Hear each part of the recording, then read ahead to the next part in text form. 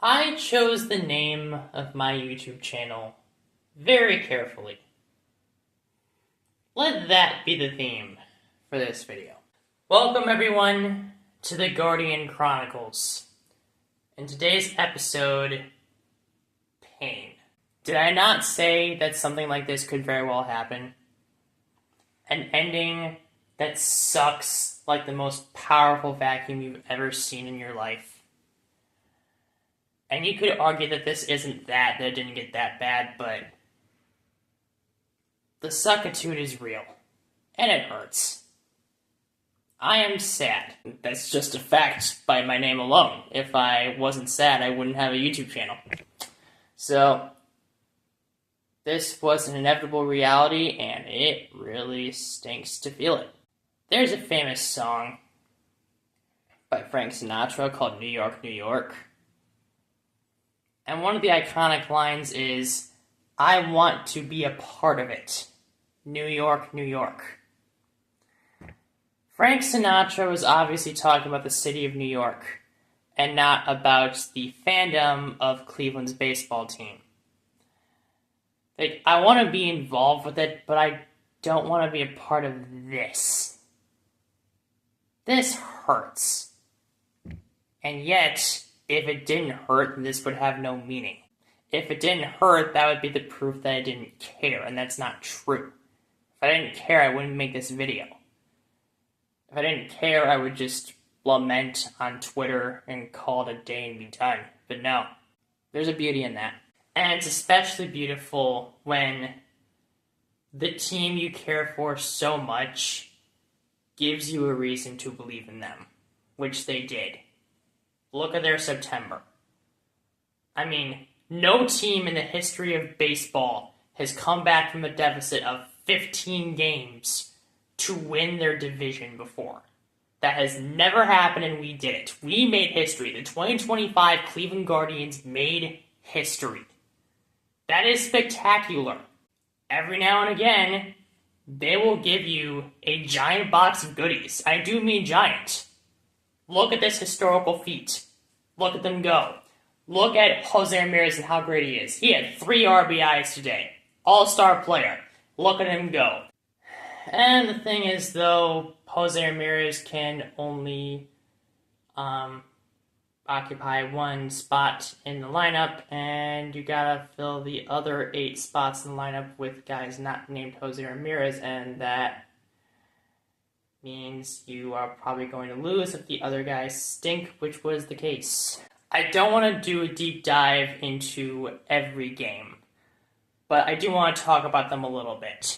Jonathan Rodriguez and Jhonkensy Noel commit brutal errors in Game 1. We commit 2 errors that game. We only have 1 hit that goes past the infield. We lose 2-1.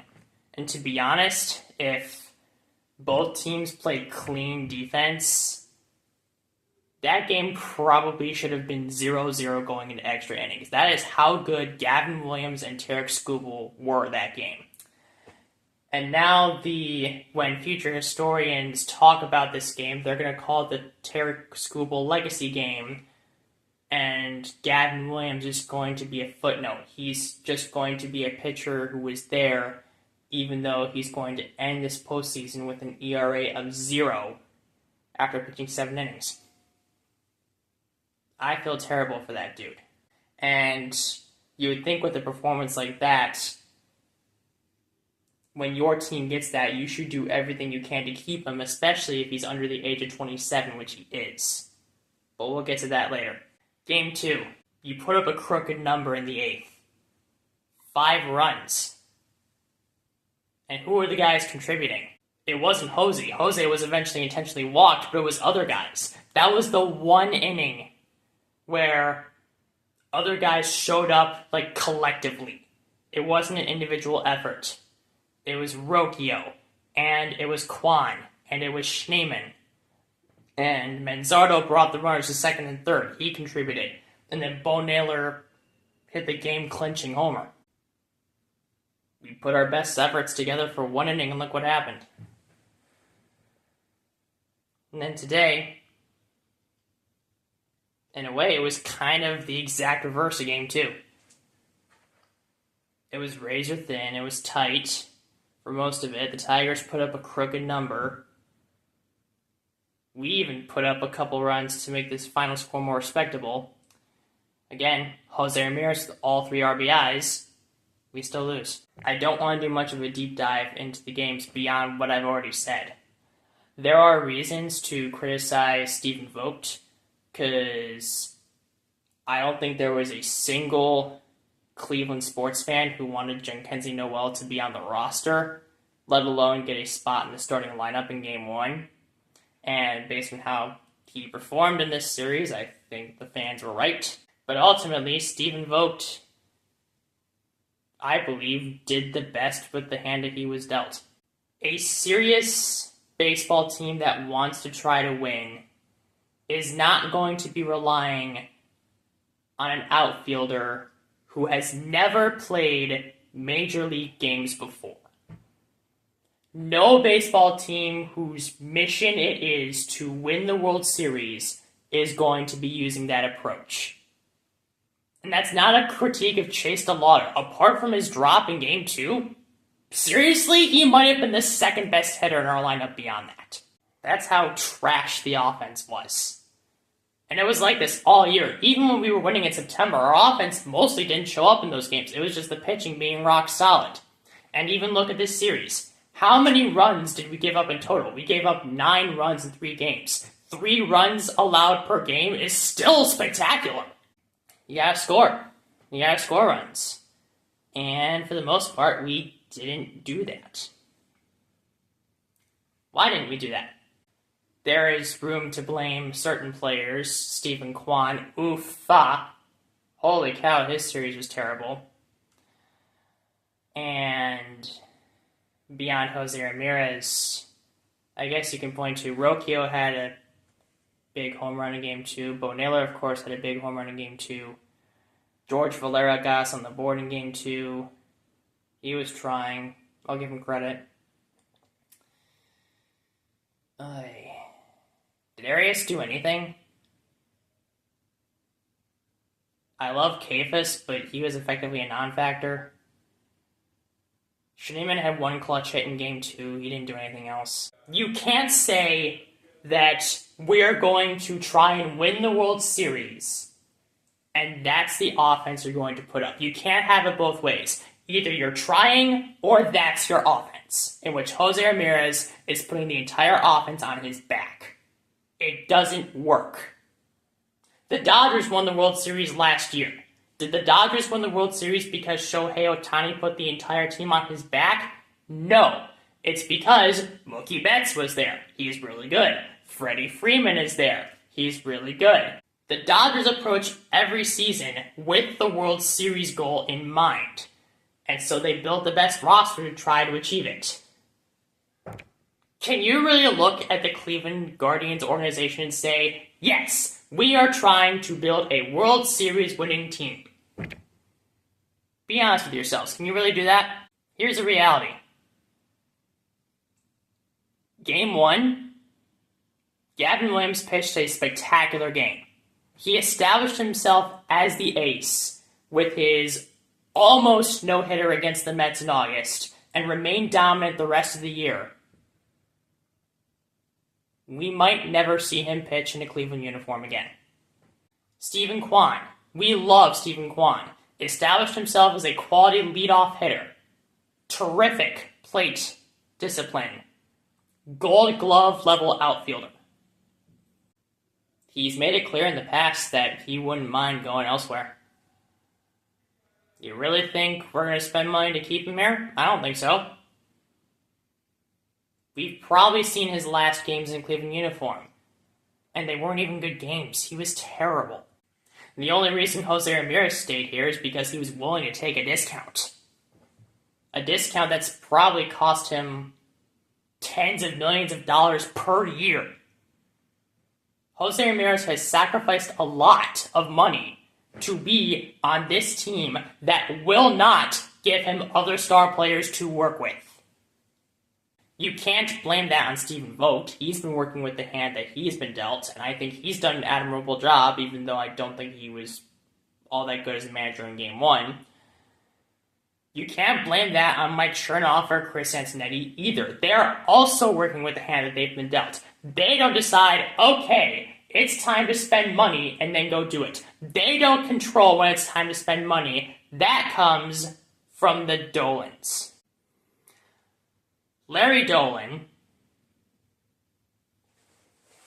Here's what Larry Dolan did with his wallet. This is a wallet. Pretend this is Larry Dolan's wallet. Here it is. Here's what he did with it. Notice how I didn't open it? It stayed like this the whole time. That's what Larry Dolan did with his wallet. Now, Larry Dolan passed away earlier this year. Rest in peace. Paul Dolan, his son, owns the team now. Here's what Paul Dolan does with his wallet.